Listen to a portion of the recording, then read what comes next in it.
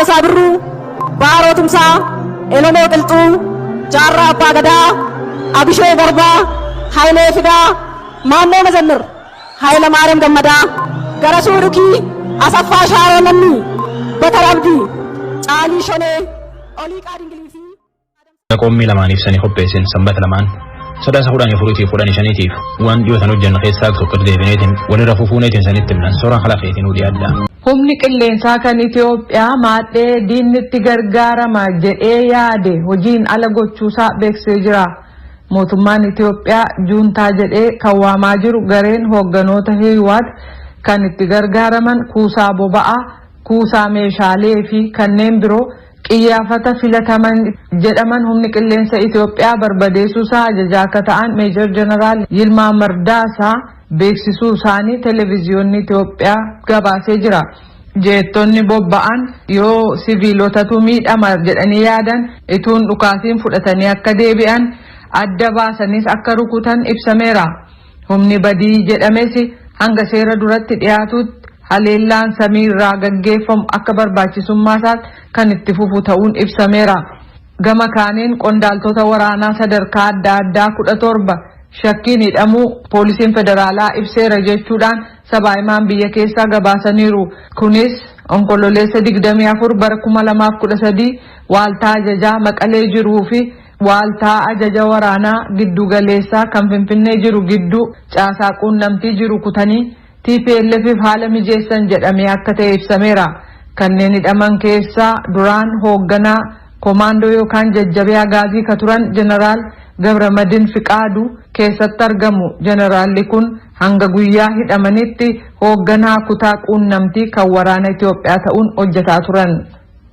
Waraanni Itoophiyaa deeggarsa humna alaa ituu hin argatin garee badii kan ittiin jedhan TPLF barbadeessuuf dandeetti qaba jechuun ministiriin ittisaa Dr. Qana'aa Yaadataa dubbataniiru. Uummanni Itoophiyaa raayyaa ittisaaf deeggarsa qabu jabeessee akka itti fufu humni addaa Tigraayis gartuu badii ittiin jedhe sana dabarsee akka kennuuf gaafataniiru. Tsahaay Daamxoo gabaasa qabdi.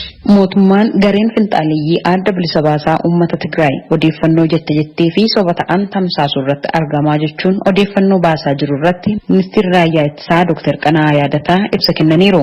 Gareen kun odeeffannoo dharaa tamsaasuu kan eegale mallattoo abdii murachuutii kan jedhan Dr. Qana'aan gareen kun raayyaan ittisaa humnoota alaa waliin ta'uun uummata Tigraay waraanaa jira jechuun odeeffannoon tamsaase sobadha. Raayyaan ittisaa garee kana seeratti dhiyeessuuf humna dabalataa hin barbaachisuun humna gahaa qabaa jedhan. Lolli amma gaggeeffamaa jiru yakkamtoota birmadummaa biyyattii balaaf saaxilan barbaaduuf gaggeeffamaa jirudha. Galmi waraanichaas garee finxaaleeyyii kana seeratti dhiyeessuudha jechuun ibsan ministeerichi. Gareen kun hojii olaantummaa seeraa kabachiisuudhaaf raawwatamaa jiru akka waraana waliinii fakkeessuun dubbatu garuu sobaa jechuun kan ibsan Dr. Qana'aan humni addaaf milishaan naannoo Tigraay immoo qaamolee badii dalagan kana dabarsee kennuu qabaa jechuun waamicha godhaniiru. የትግራይ ልዩ ኃይልና ሚሊሻው ይህንን ለጥፋተኛ ቡድን ተገን መሆን የለበትም። humni addaa naannoo Tigraay milishaan naannoo Tigraay garee gochaa badii hojjetan kanaaf aantummaa agarsiisuu hin qabu. Lola kaayyoo hin qabne kanarratti hirmaachuu hin qabu. Wareegaman barbaachisnes kaffaluu hin qabu. Kanaaf humni addaa kun loltuu keenyatti harka kennachuu qaba. Yoo danda'ame immoo humnoota badii kana ofii isaatiin qabee seeratti dhiyeessuu qaba. Of bilisoomsuu qaba. Uummatni Tigraayis garee humnoota badii kanarraa bilisa akka ta'uuf carraaqqii gochuu qaba. Kanaan alatti garuu yoo na waraana jedhate ammoo akka barbadaa'u beekuu qaba. Akka tarkaanfiin irratti fudhatamu beekuu qaba. እርምጃ እንደሚወሰድ ደግሞ ማወቅ አለበት። Raayyaan ittisaa tarkaanfii fudhachaa jiru of eeggannoo raawwachaa akka jiru kan ibsan deeggarsi raayyaa ittisaatiif uummanni taasisaa jiru akka cimee itti fufu gaafataniiru. Ministeerri raayyaa ittisaa Dr. Qana'aa Yaadataa gabaasa raadiyoo sagalee Ameerikaatiif Tsahaay Daamxoo Finfinneerraa. Hiwaatiif mootummaa federaalaa gidduu adda addummaan jiru gara walitti bu'insaatti ega jijjiiramee torban tokko kan guute yoo ta'u raayyaa ittisa biyyaa humnooti addaa bulchiisa naannoo Amaaraa fi milishoonni waliin wal ta'uudhaan Walqaayitti Xagadee fi naannoo biraas to'achuu isaanii ibsamee jira. Badiini waaltaa ajaja kaaba biyyattiirra ga'e gocha seenaan dhiifama hin gooneef jechuun kan dubbatan kadhiyeenya kana sooratarraa hojiitti deebi'an Leetanaa Jeneraal Baacaa Dabaleeti. Maraatti dhiyaatee kan argamu magaalaa Maayikaadiraa keessa dhalattoota Amaaraa jiran irratti waraanni injifatame jedhame kan Tigraay yakka duguugamiinsa sanyii raawwate jechuudhaan kan haaraa muudaman bulchaan bulchiisa naannoo Amaaraa obbo Aaganyoo Tashaagar ibsanii gochi kun yakka mana murtii yakka qoratu kan addunyaatti kan gaafachiisu jedhan. Paartiin badhaadhinaa ka bulchiisa naannoo ibsa baaseen lakkoofsa namoota ajjeefaman kanaa ifan goone jechuudhaan Asteer Misgaanaw Bahar Daar irraa gabaastee jirti. Bulchiisi naannoo Tigraay duula waraanaatti seenuu labsee jira. Aangawoonni Tigraay ibsi baasan akka jedhutti waraanni isaanii haga ammaatti sochii ofirraa ittisuurraa akka turee fi kanaaf uummanni guutummaatti gara duula tarkaanfii fudhachuutti akka seenuuf ibsi bahee hubachiisee jira. Raayyaa ittisa biyyaaf TPLF gidduutti walitti bu'iinsi waraanaa ka'u yaadda'uudhaan namoonni bulchiisa naannoo Tigraay waajjaa keessa jiraataa turan godaanuudhaan bulchiisa naannoo Amaaraa Walloo Kaabaa seenaa akka jiran ta'uun gabaasameera. Qobboo ga'uuf kiiloomeetira 15 kan fagaatu yoo ta'u geejjibnis dhaabbatee jira waan ta'eef sa'aatii 4 lafoo deemuu dirqama ta'ee jira. Har'a ganama qobboo ga'uusaa namni dubbate tokko akka jedhetti sodaa nageenyaa guddaa jira. Obbo Salamoon Qalamuu namni jedhaman akka ibsanitti gaaffiin eenyummaa deebii haa argatu barnootas kan afaanitti kanneen haa barannu jechuun waggaa 2 dura jijjiirama argame deggeruu keenyaan hidhaarra deddeebi'ee hojiirra ooluuf saaxilamnee jedhee waajjaa gadhiisee gara qobbootti ega dhufee baatileen darbu dubbateera. Maayikaadiraa keessatti dhaloota Amaaraa kanneen ta'an irratti wanni dhaqqabe sun waajjaa sinanqatu jechuun godaanuu isaanii dubbatanii waa'een dargaggoota waajjaarraa ukkaamsamanii fudhatamanis nu yaaddeessa jechuu isaanii Masfin Arraagee Daseerraa gabaaseera. Ergama Hiwaat fudhatanii magaalaa Hawaasaa dabalatee bulchiisa naannoo Sidaamaa keessatti namoota haleellaa shororkeessotaa geessisuuf yaalan jedhaman hidhuu waajirri nagaaf nageenyaa kan bulchiisa naannoo sanaa beeksiseera. Kanneen qabaman kun 5 miseensota Onag Shanee 20 immoo kan TPLF ta'uu ibsameera. Keessumaa magaalaa Hawaasaa keessatti walitti bu'iinsa gosaa dargaggoota kakaasuu danda'an qopheessaa turan jedhameera. Namoota badii geessisuuf socho'aa turan jedhameen alattis meeshaa waraanaa kan seeraan alaa qabamuu fi qarshiin sobaa meeshaaleen kontiroobaandii adda addaas kan qabaman ta'uun ibsameera. Boba'aan barmeelli 82 qabamuu Komishinni Poolisii Bulchiisa Naannoo Sidaamaa Masaafinti Mulugeetaa ibsuu isaanii Yoonaataan Zabdiyoos Hawaasarraa gabaaseera. Riqicha Finfinnee keessaa kan sochiin itti heddummaatu tokko jalatti boombiin dhokfame dhoowuu poolisiin ibsee jira. Dhoohinsi kunis nama tokko akka salphaatti madeessuun ala riqicha sanarratti balaan dhaqqabsiise hin jiru jechuun poolisiin Finfinnee ibsuun beekamee jira. Tamhaani nama bulchootii naannoo Tigraay jedhanitti humnitii isaanii xuyyoor waraana Itoophiyaa kan naannoo isaaniitti fadhiyoo kan keessa magaalaa tololuuf erganii akka jecha warraatti dhadhaahanii buusan. Tanumatu jubeen nutti. Xayyaarri kun waaree dura gara sa'a naannoo 5 gara naannoo Maqalee dhufuusaa waajjirri koominikeeshinii naannoo sanaa ibsa baaseen beeksiseera.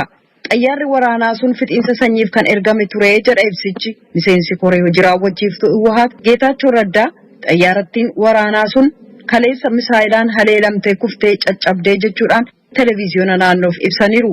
Kaleessaaf dheengadda Maqalee akkasumas magaalaa Addigiraat keessatti haleellaan samiirraan raawwatamuuf yaalamaa ture. Yaaliin sunis uummata irratti kan qiyyaafate ture jedhan. Balalsiisaan xayyaara naannoo Maqaleetti rukutamee kufee lubbuun haa jiraatuuf dhiisuun hin beekamu ka jedhan obbo Geetaachoo Raddaa lubbuun jiraate yoo ta'e bakka xayyaarri sun itti kufte naannoo Indartaatti barbaachi geggeeffamaa jira garuu misaayilaan waan haleelameef carraan lubbuudhaan ooluu xiqqoodha jedhaniiru. Magaalaa Maqalee keessa dargaggoonni caccabaa xayyaaraati kan jedhan qabatanii dhaadachaa turan. Magaalaa Maqalee kaaba gama bahaa naannoo Arguuree jedhamutti xayyaarattiin rukutamtee kufuun ibsameera. Hoogganaan naannoo sanaa Dr. Dabratsiyoon Gabramikaa'el Itoophiyaan gara wal waraansa hamaatti akka hin seenne jechuudhaan gamtaa Afriikaaf waamicha godhaniiru.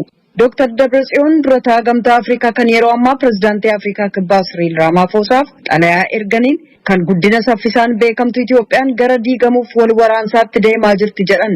Uummata Tigraay hoogganoota ofii filachuu isaatiin mootummaan federaalaa mootummaa Eertiraa waliin ta'uudhaan waraanaaf qophaa'aa ture ka jedhan Dr. Dabratsiyoon xalayaa erganiin yeroo ammaa uummata Tigraay irratti waraanni ifatti labsameera jedhan.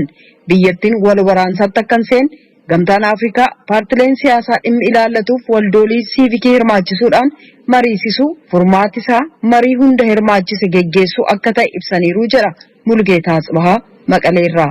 Muummichi ministeeraa Itoophiyaa Abiy Ahmed hojiin seera eegsisuu geggeeffamaa jiru seera dhablummaan kun erga dhaabatee booda dhiyeenya ni xumurama jedhan.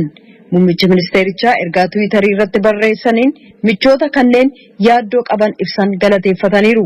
Duulli geggeessamaa jiru dhimma ofii kan keessoo bulchuuf dandeettii kan qabu mootummaa biyyaan geggeeffamaa jira jedhan. Dubbii himaa ministirii ittisaa Itoophiyaa Jeneraal Muhammad Tasammaa garuu kan Maqaleen rukutamee kufe jedhan jeettiiwwan keenya nageenyi isaanii eegamee ergama isaanii raawwataa jiru jechuudhaan fudhatama dhabsiisuu isaanii raadiyoo sagalee Ameerikaatti himaniiru. Jilli mootummaa Eertiraa ministeera Haajaa Alaa Osmaan Saaleef gorsaa pirezidaantii Yemaanee Gabraab of keessaa qabu Kaartuum keessatti pirezidaantii mana maree Sudaan Jeneraal Abdul Fattah Al-Buraanii akkasumas muummicha ministeeraa Abdullaa Hamduuk waliin wal arguudhaan ergaa pirezidaantii Isaayyaas Afeworqii ittiin ga'anii jiran. Ergaaf mareen gam lamaanii kan irratti fuulleeffate hariiroo biyyoota lamaaniif walta'iinsa naannoo cimsuu irratti gareen lamaan ollaa isaanii kataate dhimma Itoophiyaa irrattis mari'ataniiru jechuudhaan gorsaan pirezidaantii Yemaanee Gabraab ergaa Tiwiitarii irratti barreessaniin beeksisaniiru. Kan pirezidaantummaa Yuunaayitid Isteetsii filataman Joo Baayiden gorsaa ofii isaanii kan yeroo dheeraa Raan Kileeniin hoogganaa bulchiinsa hojii Waayit Haawus gochuun muudan. Kileen innaa bulchiinsa Baaraak Obaamaa hoogganaa hojjettoota kan ittaanaa pirezidaantii Baayiden ta'uun kan hojjetan yoo ta'u, dhibee Eboolaa bara 2014 keessa ka'ee tureef deebii gama Yuunaayitid Isteets akka qindeessaniif Obaamaan namatti gaafatama kennaniif turan.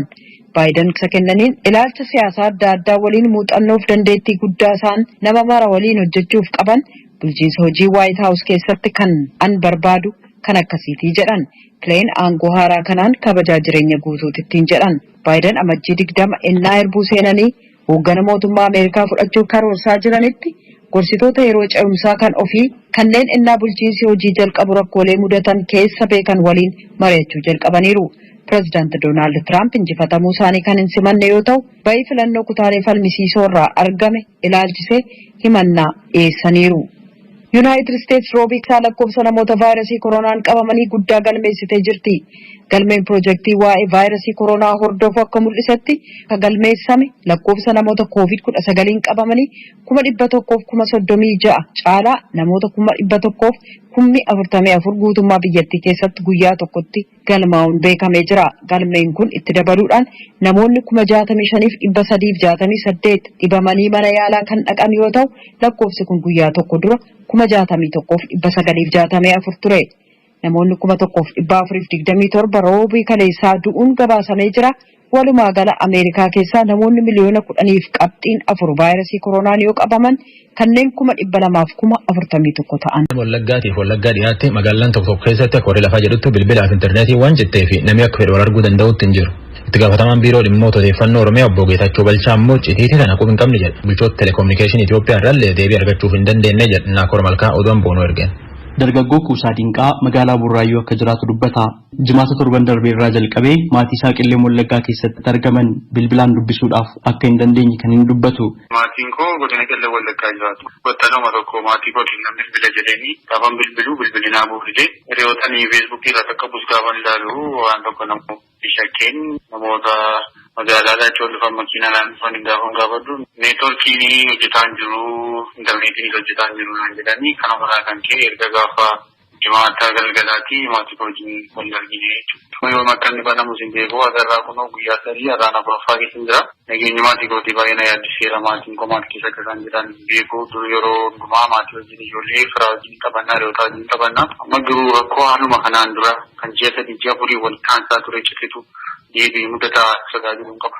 Jiraataa magaalaa Naqamtee kan ta'an obbo Gaarummaa Tasammaa Gamee isaaniitiin maatii isaanii godina Wallagga Lixaa magaalaa Gullisoo keessatti argaman bilbilaan argachuu akka hin dandeenye kan isaan dubbatan. Gindii gara lixaa kana kaleessaa taasee mandiisiin jiru gara gindii kana gara dambidooloo kanas kaleessaa taasee nu dideera silkiin hojjetu kaleessaa taasee mandiitti bilbilee namni ayira Gullisootti bilbilee namni gara dambidoolleetti bilbilee nama lafa maatiin jiru jechaadha.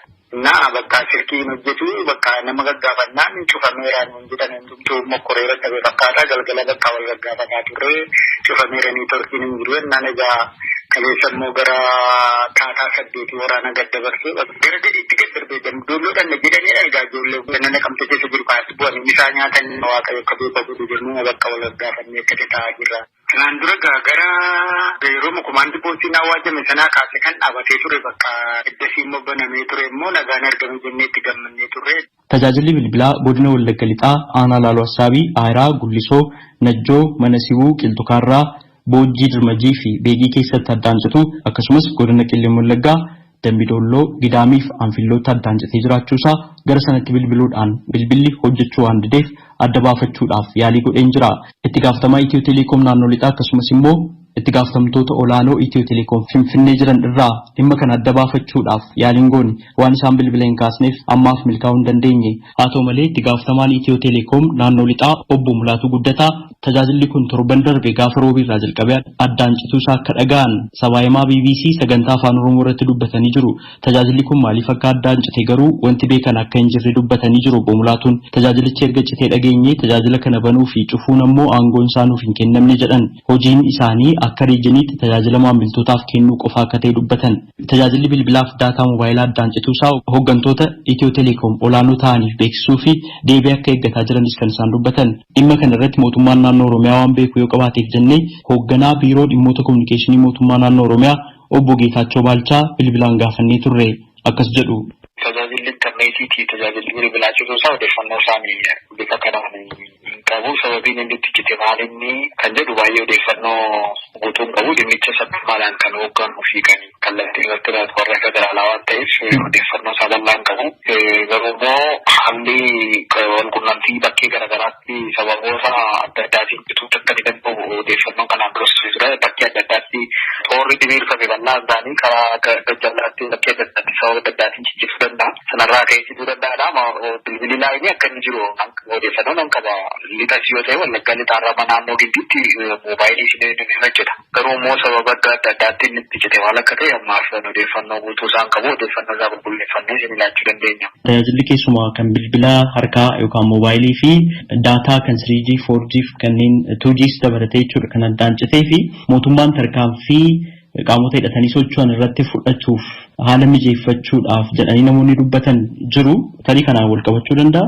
Kanaan dura yeroo ifatti tajaajilli bilbilaa naannoo sanarraa akka citu godhame hin beekama. Namoonni bilbilaan doorsifamuun bilbilaan waamamanii ajjeefamuun humnoonni nageenyaa warra nageenya mirkaneessuuf adeeman rakkoon akkasii kun namoonni isaan beekama. Sanarraas ka'ee yeroo sana tarkaanfiin sun kan fudhatame ifatti sun bakkatti ibsamee jira. Uummanni sin beeka ture kan yeroo sana. Kan ammaa tarkaanfii fudhachuun dirqamaa ta'eeti kan jiru biyya kana keessatti qaamni lama hidhatee socho'uun akka irra hin jiraanne ifatti ka'aa ture. Qaamni lama hidhatee socho'uu hin danda'u jechuun maal jechuudha? Humni mootummaa hidhatee nageenya uummataa eeguu danda'u isarra jiraata. Humni faallaa mormii qabu sagalee isaa dhageessisuu danda'u. Hidhannoon ala ta'ee ejjennoo mataa isaa qabsiisuu danda'a bakka jedhamutti keessumaatii addi bilisa baasaa uummata Tigraay jedhee kan maqaa kanaan socho'u kaaba irratti rakkoo uumamaa jiru sana caalaatti tumsuudhaaf Oromiyaa giddu gala jeequmsaa godheeti kan inni itti fayyadamaa jiru. Kanaaf Oromiyaa giddu gala jeequmsaa godhee itti fayyadamuu isaa sana wajjiniin kan inni itti fayyadamu humna ABO shanii jedhee maqaa ofiis kennu. Humna kana immoo uummata keessaa karaa adda ta'een baasuutii fi caasni nageenyaa humna addaa poolisii Oromiyaatiif poolisiin idilee akkasumas milishaan tarkaanfii fudhachuutti jira. Kanaaf tarkaanfii fudhachuudhaaf bilbila balleessuutu nurra jiraata karaa jedhuun wanti deemamu hin jiru. Tarkaanfii fudhachuun tureera waan ta'eef jechuudha. Wanti sanaan wal qabatu ammaa kan odeeffannoo qabu hin jiru. Tarkaanfii fudhachuun garuu cimee itti fufeeti kan inni jiru. Tarkaanfii fudhatamu kanaan karaa nagaa deemuu warri barbaadan karaa nagaatiin gara mootummaatti harka isaanii kennachaati kan isaan jiranii. Kan immoo karaa nagaa kana fudhachuudhaaf fedhan qabne immoo bakka qabatee saamichaaf dhaggeechaadhaaf doorsisaaf qabboota immoo mootummaan tarkaanfii nageenya mirkaneessuu olaanaa mirkaneessuu fudhachaati kan inni jiru. Dhimma kana qulqulleeffachuudhaaf dubbi himaa waraana bilisummaa Oromoo zoonii lixaa bilisummaa guutaatti bilbilee kan turres ta'u sababa bilbilli hin hojjenneef ammaaf itti milkoofne. Kanaan dura Oromiyaa lixaa keessatti riphee loltoota meeshaa waraanaa hidhatanii socho'an irratti mootummaan tarkaanfii akka fudhatu ibsuudhaan tajaajila bilbilaaf intarneetii ji'oota hedduudhaaf addaan kutee akka ture gabaasuun keenya ni yaadatama. Siyaasaan Itoophiyaa lola biyyummaan wala'aatuutti deemuu jira. Tun dhaabbattee kan marii namni cufti qoodu keessa qabu taa'uu malanii jedhu. Mootummaan Itoophiyaa immoo lolii Tigraay keessa yoo warra harki dhiigaa jiru seeratti dhiyaata malee dhaabatu jedhu. Tsahaay Daamtoot erge. Paartiin Koongirensii Federaalaa Oromoo ibsa baaseen waraanni biyyattiitti bakka garaagaraa keessatti gaggeeffamaa jiru yaaddessaadha jechuun ibseera. Dura taa'aan paartii Koongirensii Federaalaa Oromoo Piroofeesar Mararaa Guddinaa raadiyoo sagalee Ameerikaatiif akka himanitti rakkoon biyyattiin kallattii lixaa kibbaa fi amma immoo kaaba biyyattiitiin keessa jirtu nu yaaddesseeraa jiran. Humnaani lolaani rakkoo siyaasaa hiikuun waggaa 50 darbeessi bu'aa finne ammas bu'aa guddaa irraa argachuu hin dandeenyu. Rakkoon amma dhalate kun rakkoo siyaasaati. Ijaa kanaa waliigaltee siyaasa gubbaatti dubbatamee haa furamu isa jedhudha. Wal fixuun bu'aa guddaa fidu. Akka siyaasaatti wanti mootummaanis amanuu jira, wanti dhagahamus jira, wanti nuti beeknus jira. Amma gara lixaa kana iddoo baay'ee humni mootummaa fi humni warra bosona jiranii naa walitti bu'u nagarraa namni naa jedhamu nagarraa naa duun nageenya hin jiru jechuun akkasumaan taphataa waan beeknu qabnaa jechuudha. Dara kibbaas amma karaa Gujii karaa maalii nageenya achiisa immoo miseensi keenya nuu bilbiluu qabnaa jechuudha. Iddoo baay'eedha rakkoon akka jiru beekamaadha waan dhoksaa miti jechuudha. Yeroo garaagaraatti waliigalteen biyyaalessaa akka jiraatuuf rakkoon siyaasaa karaa nagaadhaan waliin dubbiin akka xumuramuuf Koongirensiin Federaalaa Oromoo carraaqqii adda addaa taasisaa tureeraa kan jedhan Piroofeesar Mararaan ammas nagaan akka bu'uuf waamicha nageenyaa taasisaa jiran. Nuti amma keenya jira duruma soo ta'e amma waraqaa dhiyeessaa turre gubbaattis haa ta'u marii mootummaan isaa waamu warri kaanis waamaa turan warri baay'eetu waamaa ture warri jaarsi biyyaa waamaa ture hunda keessatti naa qooda fudhannu handhuura godhannee kan nuti socho'aa turre ammas socho'aa jirru waliigalteen biyyaa uumamu. Kuni biyyatti nagaa fida warri mormituus haa ta'u mootummaas haa ta'u paartileen biyyatti socho'anii hundi waan tokko gubbaa hoogaanii biyyi keenya nagaa argatti sabni biyya kana nagaa argata. Sirna dimookiraasii sirna jennee yaalamu kanas immoo akka ta'utti waliigalteedhaanii karaa walakkaatti walitti dhufne iddoo tokko ta'anii hunduu gara kootaa dhufuu hin taane karaa walakkaatti walitti dhufne biyya kana ceesisuu dandeenya isa jedhu qabannee socho'aa turre. Ammas isuma qabanneetu isa gorsuu dandeenyus gorsaa isa naa dubbanne warreen waggaattu simaa mootummaatti simaa sabatti simaa miseensa keenyas immoo amma dandeenye gorsaa. Kiyyoo siyaasni biyya kanaa kana gale keessa kiyyoo sana keessa akka baanu kiyyoon tokko waggaa 50 keessa turre sakaa waggaa 30 keessa turre sakaa waggaa 2 keessa turre kun hunduu wal qabatee deemaa ture ammoo natti hiikoo guddaa gubbaa hin geenye kana gubbaatti akka hiikoo saba kanas biyya kanas hunda keenya laga jeessuu danda'u gara sanatti deemuun nurra jira seeru dubbachaa turre dubbachaa jirra himaa jirra walgahii hundi waamu gubbaattis nuti kanuma waamna boordiin filannoo torban darbe naawame kanuma dhiyeessine waliigaltee biyyaa barbaachisa. Barri kun bara filannoon biyyaalessaa Itoophiyaatti gaggeeffamuuf sagantaan qabamee hojiin eegalameedha kan jedhan Piroofeesar Mararaan mootummaan bakka adda addaatti maqaa olaantummaa seeraan kabachiisa jedhuun waraanni gaggeeffamaa jiru dhaabuun murteessaadha jedhan. Gara filannaa kanatti ijaa deemaa jirru mootummaan gaafanneedha waliigalteen biyyaa uumamu jenne waliigaltee biyyaatti hundaa'ee filannaan haa deemu jenne waan haaraa miti gaafachaa turre waggaa 2 darbe kana deddeebinee gaafachaa turre hundattuu katabaa turre maal gochaa turre mootummaan yeroo baay'ee olaantummaa seeraa jedha kana nu rakkise malee bari waan haaraa miti kun waan taanaa isaa biyya kaabaa kanatti gaaratti ta'edha. Ni lola bal'aadha. Qabeenya bal'aas nabsiin baay'ees karaa baay'ee keessatti ba'uu danda'a. Biyya kanatti immoo waan rakkoo bal'aa uumuu hin danda'a. Kana hunda walitti qabnee walgahii filannaatti deemaa jira bara kana biyya kana gara tasgabbiitti deemsifnee gara nagaatti deemsifnee filannoo dhugaa ta'ee filannoo sabni biyya kanaa itti amanuu danda'u fudhachuu danda'u.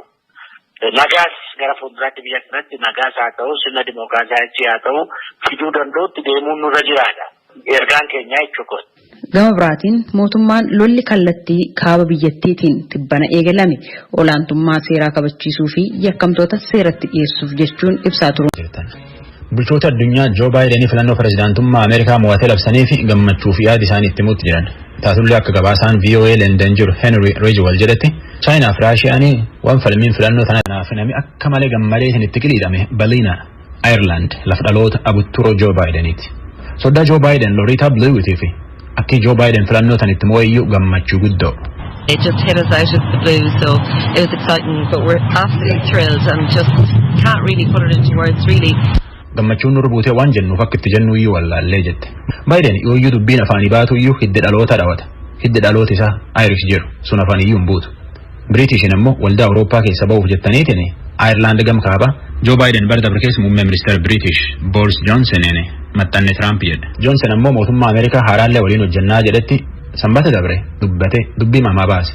I think there is far more that unites the government of this country and akka rikiyaat mootummaa biyya tanaatii fi mootummaa Washington jiru akka dameelee qofaa aduun taatinu waan gargar nu baasa caala waan waliin qabnu xirri guddoo jedha. Waldaan Awurooppaalleen dorgommii pirezidaantummaa Ameerikaa tana Bidenitti moo jedhe. Ursula von der Leyen pirezidaantii koomishinii waldaa Awurooppaati. Together we will address pressing global challenges.